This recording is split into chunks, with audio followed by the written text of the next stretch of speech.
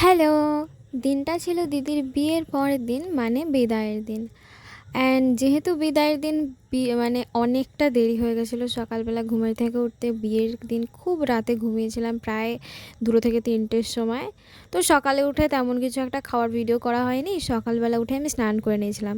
ভাবিনি এমনটা হবে আমার সাথে, লাস্ট অবধি দেখতে থাকো। তো এরা কাদামাটির মধ্যে এরকম আংটি খেলা, কড়ি খেলা এইসব হচ্ছিল। হতে হতে হঠাৎ করে যেই বাচ্চাগুলো ছিল সবকটা মিলে আমাকে ধরে কাদা মাখায়, আমার মাকে, মানে সবাই কাদা ছোড়াছুড়ি খেলে। আর সেদিনই আমি একটা সাদা কালারের প্যান্ট পরেছিলাম, ভাবতে পারছো কী অবস্থা আমার। দেন তারপরে আমি সেদিন আবার স্নান করি দুপুরবেলা, মানে একদিনে দুবার স্নান করে ফেলেছি।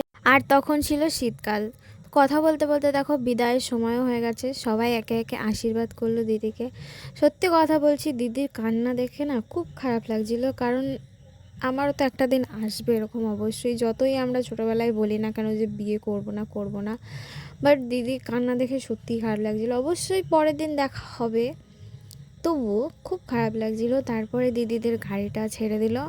আর তোমাদের যদি আমার ব্লগগুলো ভালো লেগে থাকে অবশ্যই সাবস্ক্রাইব করো, লাইক করো, পাশে থেকো।